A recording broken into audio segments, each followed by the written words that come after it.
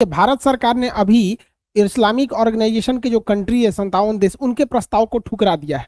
और वो लोग जो कश्मीर को लेके जो प्रस्ताव दिए थे उसके बारे में समझते हैं और क्यों ठुकरा दिया गया और इन लोग की चाल क्या है समझिए। देखिए, हम लोग ने जब 2019 में 370 को हटाया था तो कश्मीर में वायलेंस भड़क न जाए, वहां के लोकल नेता बवाल न मचा दे, इसलिए वहां बहुत सारे रिस्ट्रिक्शंस लगा दिए गए। वहां कर्फ्यू लगा दिया गया, इंटरनेट सर्विसेज को काट दिया गया, बहुत सारा, क्योंकि देश के लिए जरूरी था। हमको ये समझना जरूरी है कि हमारे देश की जनता जरूरी है, लेकिन जब देश की बात आती है तो जनता से ऊपर देश हो जाता है। लेकिन सरकार ने सदन में खड़ा होकर कहा था कि जिस समय वहां की मिलिटेंसी कंट्रोल हो जाएगी, धीरे धीरे वहां कश्मीर को एक पूर्ण राज्य की दर्जा दे दिया जाएगा। यूनियन टेरिटरी में जनता के पास सरकार तक आवाज पहुंचाने के लिए उतना ज्यादा रास्ते नहीं रहते हैं जितने की मतलब एक असेंबली वाले स्टेट में रहते हैं जिनका पूर्ण राज्य का दर्जा होता है। तो सरकार इसको देख रही थी और पिछले 1-1.5 साल से आप देखेंगे जम्मू कश्मीर में पत्थर वाली बात या फिर मिलिटेंसी काफी कंट्रोल हो गई थी। इसको देखते हुए हालांकि वहां काफी स्ट्रिक्ट रूल्स लगाए गए थे, वहां इंटरनेट बैन था, 100 मतलब लगभग 100 दिन से ज्यादा वहां पे इंटरनेट को बैन किया गया था। तो ये देश के लिए जरूरी थी। भाई देखो, हमारे लिए हम समझते हैं कि आप लोग को तकलीफ हुई है, लेकिन देश के लिए थोड़ा जरूरी था। 100 दिन इंटरनेट के लिए अब भरपाई हो जाएगा, भाई फिर से इंटरनेट आ जाएगी। लेकिन बात समझिए, पूरी गेम प्लान समझिए। जैसे ही सरकार ने कश्मीर के नेताओं को मीटिंग के लिए बुलाया, भले ही इस कोरोना के दौर में मोदी जी या कोई भी बड़े नेता लोग मास्क नहीं पहने थे, ये इन लोग की गलती थी। देश में अभी भी कोरोना इतना कंट्रोल नहीं हुआ है कि ये बड़े लीडर है। महाराज, आप लोग को देख देख के देश सीखता है। देख रहे हैं महबूबा मुफ्ती, महिलाएं इस मामले में ठीक रहती हैं, सब फोटो वोटो खिंचवाने में। अभी हम इन लोग को मास्क पहनना चाहिए। लेकिन टॉपिक पे आते हैं, समझिए। तो जब ये बात चल रही थी कि कश्मीर को अब पूर्ण स्टेट दे दिया जाए, तो सारे लोग लगभग सहमत हो गए थे। अब सरकार भी चाहती है कि जो कश्मीर के लोग हैं, जो आतंकवाद के रास्ते को छोड़कर भारत के लोकतंत्र में विश्वास किया, भारत के साथ जुड़े रहे, उन लोगों की भलाई के लिए वहां पे पूर्ण स्टेट दिया जाए। देखिए, 10-20% वहां पे मिलिटेंट्स की वजह से सारे लोगों को तकलीफ झेलनी पड़ रही थी, जो सही नहीं था। तो गवर्नमेंट ने एक अच्छा स्टेप लिया कि वहां कहा कि अब असेंबली बनेगी, वहां के लोगों की जरूरतों को ये लोग ठीक करेंगे। अब कश्मीर का मामला कश्मीर में सुलझ जाए। जैसे बिहार में कुछ होता है तो पटना में वहां विधानसभा है, वो लोग देखते हैं। अब बिहार की समस्या को आप ले जाएंगे दिल्ली में, तो पता चला 2020 में समस्या आएगा तो 30 में सुलझेगा। वैसे भी वहां बहुत लेट से सुधरता है कोई भी चीज। तो लेकिन असेंबली बहुत ज्यादा जरूरी है। जैसे ही सरकार ने स्टेप लिया, इन लोगों को लगा कि भैया मेरी दुकान तो बंद हो जाएगी, क्योंकि अगर अंधेरा खत्म हो जाएगा तो इनका टॉर्च कैसे बिकेगा। ध्यान से समझिए, अगर कोई आपको अंधेरे से डरा रहा है, मतलब वो टॉर्च बेचना चाह रहा है। अगर कश्मीर में ये लोग नहीं चाहते हैं कि कश्मीर के लोग खुशहाल रहें, क्योंकि कश्मीर के लोग खुशहाल हो जाएंगे तो इन लोग की दुकानें बंद हो जाएंगी। जैसे कश्मीर की लोगों की बात भारत सरकार करने आई, इन लोगों ने बम फोड़ना चालू कर दिया।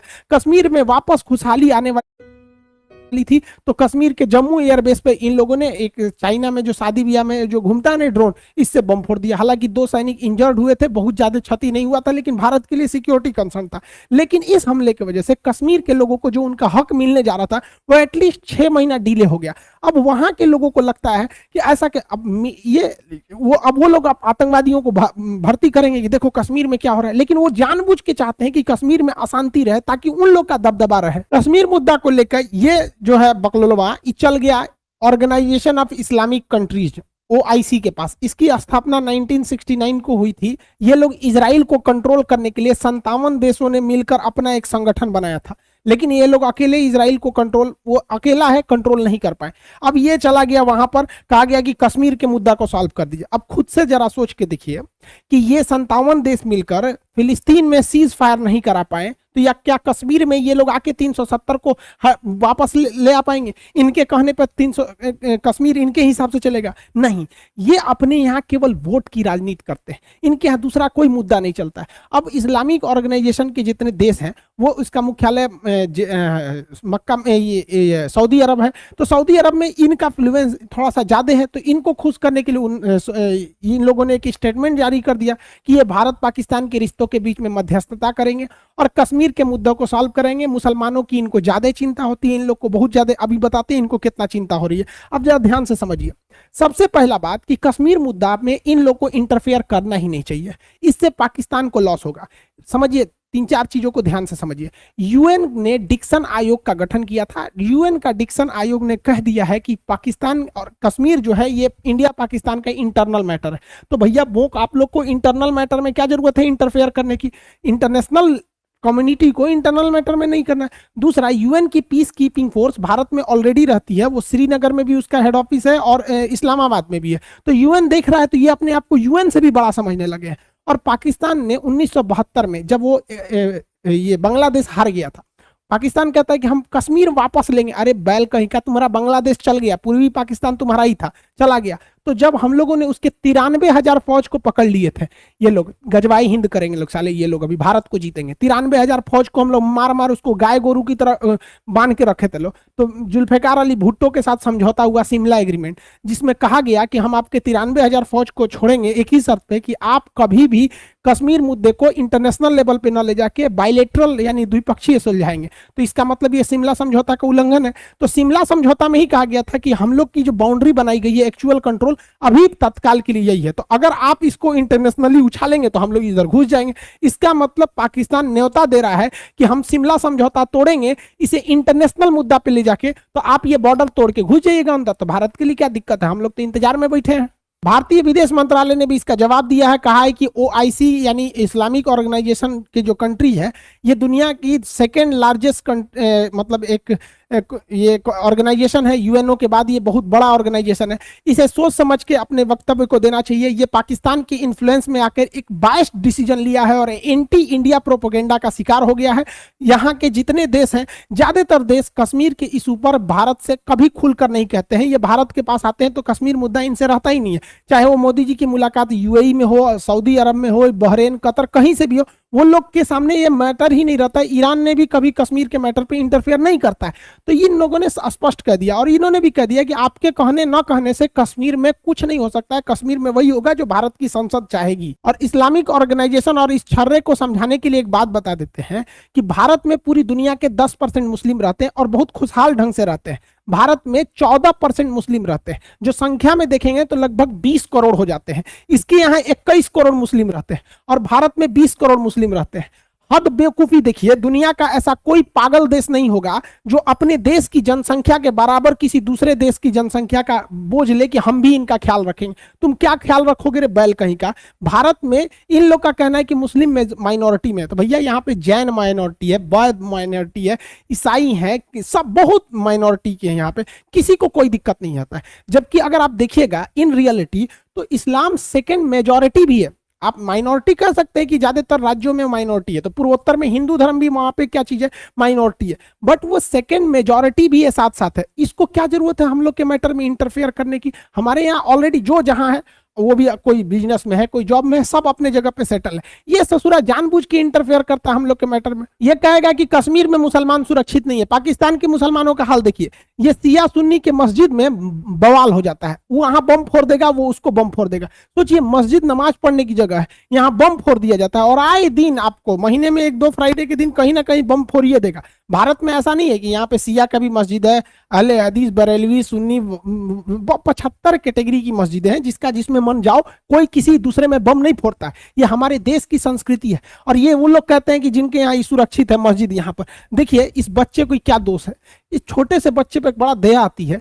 ये बेचारा गया होगा मस्जिद में नमाज पढ़ने के लिए, आराम से खुशी खुशी। इस बेचारे की बस यही गलती है कि ये पाकिस्तान में जन्म ले लिया, जहां मुसलमान लोग की ये हाल है कि मस्जिद में छोटे छोटे बच्चों का बम फोड़ दिया जा रहा है। ये भाई साहब मस्जिद में कपड़े में खून से लदा हुआ जो कपड़ा है लेके अपने रिश्तेदार को खोज रहे हैं कि भाई नमाज पढ़ने आए थे यहाँ पर, और ये लोग भारत में बताएंगे कि मुस्लिम सुरक्षित है या नहीं है। ये अपने इनके देश में देखिएगा तो हजारा मुस्लिम होते हैं जिनको ये कहते हैं कि इनकी आंखें छोटी छोटी होती है, चाइनीज की तरह दिखते हैं, ये मुसलमान नहीं। अरे यार, किसी का नाक नक्शा अगर क्लाइमेट की वजह से कुछ है नहीं, मान के चलिए आपसे अलग दिखता है, तो आपको ये अधिकार किसने दे दिया कि आप फटाक से कहते हैं फलाना मुस्लिम है, फलाना नहीं है। हजारा मुसलमानों को ये लोग लाइन से खड़ा करके गोली मार देते हैं, जेनोसाइड जहां तहां होता है।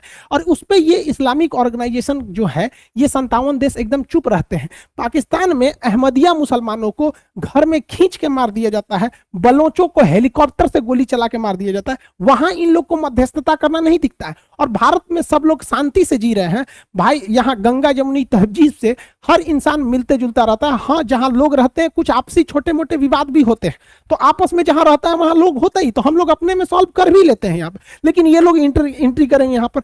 इनको लगता है, बताइए, ये इस्लामिक ऑर्गेनाइजेशन ये एक धार्मिक देश है। खुद जरा मेंटेलिटी देखिए, ये धार्मिक संगठन उस देश पर उंगली उठा रहा है जो देश सेकुलर है। हमारे देश में कोई जैन, बौद्ध, ईसाई, इस सब से कोई दिक्कत नहीं होता है। एक इंटरनेशनल सर्वे में बताया गया था, मेनली भारत में तो सबसे बड़ी मेजॉरिटी हिंदू है, सेकेंड मेजॉरिटी मुस्लिम है। तो इसमें क्या हुआ था, एक सर्वे में बताया गया था कि 91% हिंदू लोग का ये बिलीव है कि कोई भी दिक्कत नहीं है हिंदू मुस्लिम का यहाँ पर, और 89% मुसलमानों का भी कहना है कि कोई भी दिक्कत नहीं है यहाँ पर। जो रियलिटी है यहाँ पे कोई दिक्कत नहीं है, दो चार तो नेतागिरी के चक्कर में इधर उधर हो जाता है, यहाँ पे कोई यहाँ भारत में दिक्कत नहीं है। लेकिन भारत में भी कुछ लोग का कहना है दिक्कत है। तो भैया भारत जैसे देश में अगर किसी को खराब लग रहा है, हम किसी का नाम नहीं लेते हैं, लेकिन हम कहते हैं कि अगर भारत में किसी को खराब लग रहा है तो उसके लिए दुनिया में कोई जगह ही नहीं बचा। क्योंकि अगर भारत में नहीं बस सके तो भैया तुम तब अंटार्कटिका में जाके ट्राई करो, वहां पर कहीं अच्छा लगे, वहां पर कोई नहीं रहता। यहाँ पे भारत में लोगों को तकलीफ हो रही है। वसुधैव कुटुंबकम, हम लोग दुनिया को मतलब शत्रु को भी हम लोग इज्जत के नजर से देखते हैं। राक्षसों के गुरु थे शुक्राचार्य, तो उनको भी हम लोगों ने आचार्य की उपाधि दिया था। चाइना के सिंजियांग प्रांत में वीगर मुसलमानों को जानवर से भी नीचे रखा जाता है। वहां की मुस्लिम महिलाएं अगर घुटना से नीचे कपड़ा पहन लेती हैं तो सड़क पर उनके कपड़े को उनके बच्चों के सामने नंगा करके काट देता है। यहाँ पर मौलवी लोग अगर दाढ़ी रख लेते हैं तो उन्हें डांस करके नाचना पड़ता है ऐसे ऐसे, नहीं तो क्लीन शेव में ऐसे दाढ़ी में रखिए, ऐसे आपको रखना है। तो वहां आपको कुरान का एक फिक्स हिस्सा ही पढ़ने दिया जाता है, 30 पारा नहीं पढ़ने दिया जाता। लेकिन आपको गारंटी कहते हैं ये इस्लामिक ऑर्गेनाइजेशन की जो कंट्री है ये कभी भी इनके खिलाफ आवाज नहीं उठा सकते, क्योंकि इनकी भी एक मजबूरी है। देखिए जिस तरह से हिटलर ने 1938 में यहूदियों को कटवा दिया पूरी तरह से, सेम उसी तरह से उसी फॉर्मूला पर उसी तरह से डिटेंशन कैंप बनाया है, उसी तरह से यातनाएं देता है शी जिनपिंग। फर्क यह है कि शी जिनपिंग के सिंजियांग प्रांत में मुसलमानों को कचर देता है, वीगर मुसलमानों को, और हिटलर जो है वो जर्मनी में यहूदियों को ऐसे डिटेंशन कैंप में मार देता था। यहाँ पर वो 1938 में चालू किया था, ये 2018 से ये कैंप चालू किया। पूरी दुनिया को पता, ये कहता है कि हम इन्हें सुधार रहे हैं, सुधारता नहीं है। ऑनलाइन बेचे खरीदे जाते हैं यहाँ के लड़कियां लोग को, लड़कों को कोई ले जा सकता है यहाँ पर, ये हाल करके रख दिया। लेकिन ये लोग आवाज इसलिए नहीं उठाते हैं कि इस्लामिक ऑर्गेनाइजेशन देशों को पता है कि अमेरिका, ब्रिटेन, फ्रांस एक ही साइड में रहेगा। वो लोग इंटेलेक्चुअल सोचते हैं, रूस इन लोग के साथ आएगा नहीं, तो इनका अपना यूएनओ में कोई पकड़ नहीं है। दुनिया में इनका कोई बहुत बड़ा न टेक्नोलॉजी में है ना एजुकेशन में, कहीं पे इनका कोई रोल नहीं है। तो चाइना ही इन्हें यूएनओ में बचाता है। तो ये चाइना के एकदम जी है जी, हाँ हाँ शी जिनपिंग साहब, शी जिनपिंग साहब, ये कचर के थूरते रहता है। इनकी इज्जत लूट लिया, इन लोग को थूर थार दिया, लेकिन ये लोग उसके खिलाफ नहीं बोलते हैं। जांच किसके खिलाफ करेंगे? भारत के खिलाफ, जहां किसी को इस तरह का कोई तकलीफ नहीं होता है। इन लोगों को कश्मीर की समस्या दिख गई और कश्मीर में यह दिख गया कि 1 साल से इंटरनेट नहीं है। लेकिन इन लोगों को यह नहीं दिखा कि 1990 से कश्मीरी पंडितों को जो भगा दिया गया था, उनके घर से भगाया गया, उन्हीं के देश में, वो अपने देश में शरणार्थी बन के रह गए, इन लोग को वो नहीं दिखा। देखिए व्यक्तिगत रूप से हमें इस बात का भी तकलीफ है कि इनके पास नेट नहीं है, लेकिन इस बात के लिए भी दुख है कि इनको अपना घर छोड़ के भागना पड़ा। दुख इस बात का भी है कि ना हम इनके लिए कुछ कर सकते हैं, ना इनके लिए कुछ कर सकते हैं, ना इन्हें अपना अभी तक हक मिला है। लेकिन कहना यह है कि आप एक ही राज्य में अगर आप देखते हैं तो दो नजरिए से क्यों देखते हैं? इनके साथ समस्याएं आई हैं, जो कर्फ्यू वगैरह लगा दिया जाता है, जैसे हम लोग लॉकडाउन में समस्या आई थी, इन लोग के लिए भी वो था। तो दोनों की समस्याएं दूर हो जाएंगी। आप लोग इंटरफेयर नहीं कीजिए, कोई फर्क नहीं पड़ेगा। आप चिल्लाने को चिल्ला सकते हैं, आपको कौन रोका है? देखिए ओआईसी के जो 57 कंट्री है, इनकी बहादुरी को भी देख लेते हैं कि कहां कहां इन लोगों ने मुसलमानों का साथ दिया। और ये जो पाकिस्तान मुसलमानों का मसीहा दिखता है, कहां कहां इन लोगों ने साथ दिया। इनके साथ देने के बदौलत वीगर मुसलमानों को जानवर की तरह खसीट के ले जाया जाता है। एक महिला को एक मर्द पुरुष खींच के ले जा रहा है और पूरे सरेआम। ये इन लोग का इतना अच्छा सहयोग है कि ये इन्होंने इन लोग के लिए कुछ नहीं किया। ये कहते हैं कि हम इनका साथ देंगे। पूरी दुनिया ने देखा कि बेचारे रोहिंग्या मुसलमानों को जानवर की तरह जिंदगी जीनी पड़े। म्यांमार में दौड़ा दौड़ा के मार दिया गया उन लोग को। इस तरह से जहां तहां झोपड़ी पलानी रह के वो किस देश में, भारत में भी शरण लिए हैं, बांग्लादेश में लिए हैं। इनके लिए इन लोगों ने कुछ किया? कुछ नहीं किया। लेकिन भोंपू लेके चिल्लाने में सबसे आगे यही लोग रहेंगे। इन लोगों को कह देंगे तो बहुत ज्यादा चिल्लाते हैं। सीरिया का क्या हाल हो गया बताइए। ये मासूम बच्चे, 2 महीना 3 महीने के बच्चे, इनके ऊपर बम गिर रहा है। देखिए ये हम लोग बचपन में पेड़ पे ऐसे बैठ के झूला खेलते थे, ये टैंक पे बैठ के झूला खेल रहा है बेचारा। ये बच्चे का भविष्य है और ये लोग कहते हैं कि हम लोग साथ देंगे। भैया आप लोग साथ मत दीजिए, आप लोग का साथ देना बहुत घातक हो जाता है। एक और इनका साथ देखिए, फिलिस्तीन पर जब इजराइल बम मारता है तो सारे लोग आ जाते हैं, इधर से अर्दोगान कहेगा, इधर से पाकिस्तान कहेगा इजराइल को मार देंगे, बम मार देंगे, मिसाइल मार देंगे, परमाणु बम मार देंगे, भाला मार देंगे, तोप मार देंगे, कुछ भी। जब सीज फायर हो जाएगा, सीज फायर हो गया, चलो चलो अपने घर चलो, फिर पिटाएगा फिलिस्तीन तो फिर आ जाएगा यहाँ पर।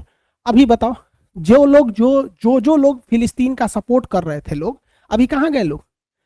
ये सब निकलेंगे सब बरसाती मेढक की तरह, फिर इजराइल मारेगा बम और फिर मारेगा।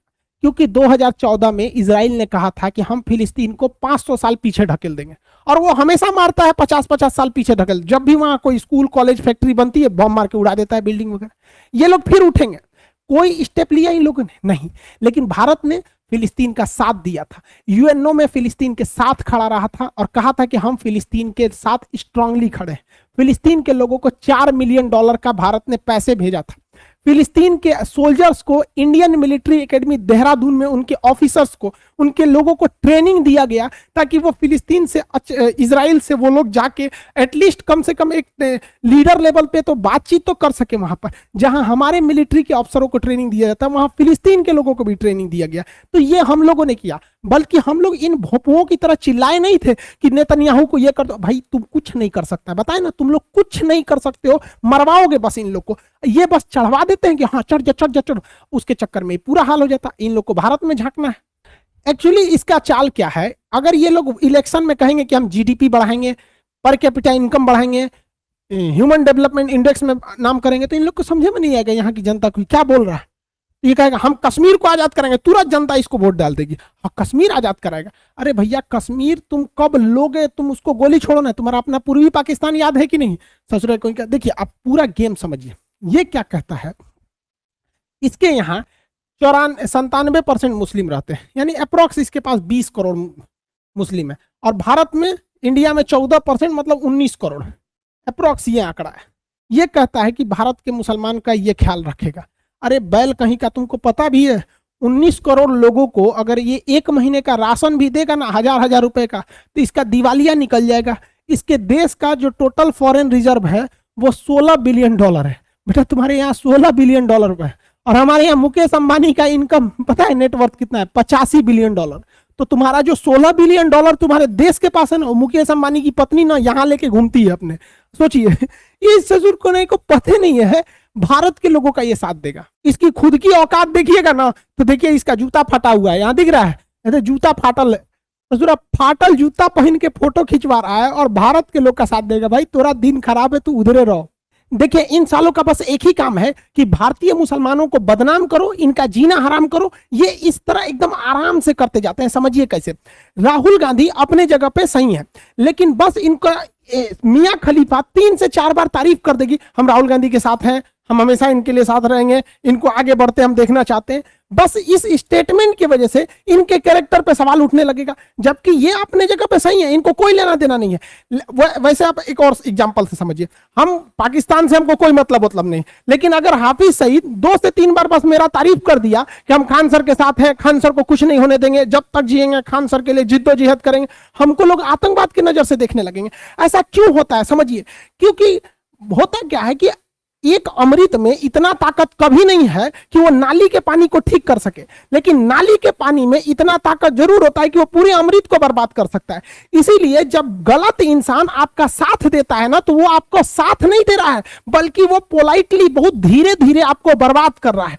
तो ऐसे लोगों का साथ देना ही आपके लिए दुश्वारी हो जाती है। यही होता है भारतीय मुसलमान के साथ। ये साला पाकिस्तान वाला अपने फायदा के लिए दिन भर कहेगा हम भारतीय मुसलमानों के साथ हैं, हम कश्मीरियों के साथ हैं, हम उनके साथ जिद्दोजहद करेंगे, हमारे पास परमाणु बम है, मार देंगे, मुसलमानों को बचा के मारेंगे। अब आप बताओ कौन सा साला परमाणु बम को पता है कि आगे वाले का जाति धर्म क्या चीज है, हिंदू मुस्लिम जैन सिख ईसाई क्या है, लेकिन ये जरूर बोलेंगे। इससे क्या होगा, इन लोग की बदनामी हो जाएगी और ये कहेंगे हम तुम्हारे साथ खड़े रहते हैं। तो भैया इन लोगों को भी सोचना चाहिए, भारतीय मुसलमानों को, कि भाई इन लोग को समझाओ कि भाई हम जैसे हैं सही है, हमें कोई जरूरत रहेगी हम अपने हिसाब से अपने गवर्नमेंट से मांग लेंगे। अब तुम लोग दे क्या सकते हो ससुर, तुम्हारे पास है क्या चीज जो देगा? ये बस बदनामी कर सकते हैं हम लोग की। ये अपने देश के चुनाव में बोलता है कि भारत के मुस्लिम इसके साथ में। अरे ससुरा जूता से मारा जाएगा, तोरा को समझ में नहीं आता। इसको लगता है दो चार को इसको टेलर दिखाना पड़ेगा। चलिए इसको दिखाते हैं हम लोग यहाँ पे। देख भाई, 1947 में जब देश आजाद हुआ तो अंग्रेजों ने कहा कि जिस राज्य को पाकिस्तान के साथ मिलना है या जिसे भारत के साथ मिलना है मिल जाए, स्वतंत्र रहना है तो रह जाए। तो कश्मीर कहा कि हम स्वतंत्र रहेंगे, राजा हरि सिंह। तो पाकिस्तानी आतंकवादी वहां घुस गए। तो ये राजा हरि सिंह की गलती थी, वो नेहरू के पास भागे भागे आए कि हमारी मदद कीजिए। तो सरदार वल्लभ भाई पटेल ने कहा कि पहले साइन कीजिए, भारत में मिलेंगे तब मदद करेंगे। तब बोला गया। तब ब्रिगेडियर उस्मानी अपनी फौज लेके पहुंचे थे और ब्रिगेडियर उस्मानी ने 900 पाकिस्तानियों को भारत की पहली लड़ाई जैसे जैसे देश आजाद हुआ ना, सुता दिए उनको, कब्र में वहीं पे बैठा के रख दिया यहाँ पर। और याद की आपको जानकर ताज्जुब होगा कि जहां पर ब्रिगेडियर उस्मानी को भेजा गया, ये अपनी पलटन लेके जब वहां पहुंचे तो आज भी जगह वो हमारे लिए लाइन ऑफ कंट्रोल बन गया है। वहां से एक कदम पाकिस्तानी आगे नहीं बढ़ पाए। वो नेहरू की गलती थी जो इस मुद्दे को लेकर चले गए यूएनओ में। अगर भारत के फौज को दिए रहते ना, तो ये भारत के जो फौज है, इनके दामाद लोग, ये उसी समय पूरा कश्मीर निपटा लिए रहते लोग। यकीन मानिए, अगर उस समय ये मामला यूएन में न गया रहता और भारतीय फौज के पास रहती, तो पाकिस्तान आज कहता इस्लामाबाद मेरा है। अभी कैसे कहता है कश्मीर मेरा है? वो इस्लामाबाद के लिए चिल्लाता, क्योंकि इन लोग के आगे नहीं टिक पाता। एक और देखिए, इस ससुरा कहता है यहाँ पर क्या क्या, बीर अब्दुल हमीद 65 की लड़ाई में ये चट्टा कहीं क्या, ये अमेरिका से पैटर्न टैंक लाया था सब, 7 गो पैटर्न टैंक। और इस टैंक की खासियत थी कि इसे कोई मार के गिरा नहीं सकता है। बीर अब्दुल हमीद के पास ये जीप वाला गन था, इससे मारना मुश्किल था।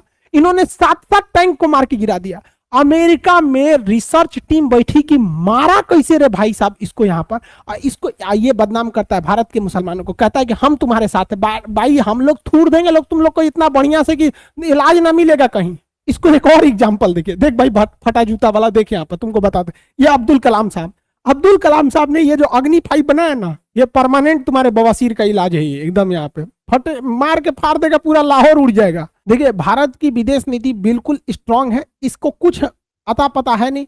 इसके यहाँ पे अभी तालिबान वाले ने बम फोड़ दिया, तो जो पाकिस्तान में तालिबान है उसको ये कहता है कि ये गलत आतंकवादी है, और जो अफगानिस्तान में तालिबान है उसको ये कहता है कि वो सही आदमी है। अब तालिबान वाले का क्या मैटर चल रहा है उसको भी समझा देंगे। आई होप आप ये ऑर्गेनाइजेशन ऑफ इस्लामिक कंट्रीज जो था, ओआईसी की मीटिंग वगैरह, उससे कोई तो फर्क नहीं पड़ा। हालांकि वो वहाँ के ज़्यादातर कंट्री कश्मीर इशू में इंटरफेयर होना नहीं चाहते हैं। बाकी भाई साहब, तुम भारत के यहाँ देखना छोड़ दो, तुम्हारा अपना परमाणु बम है क्या है अपने पास रखो। ये जूता सिलवा लो, नहीं दिक्कत है तो फिर अपना पेटीएम उटीएम नंबर दो, हम भेज देंगे, जूता सिलवा लेना। ठीक है, मिलेंगे नेक्स्ट क्लास में। जय हिंद।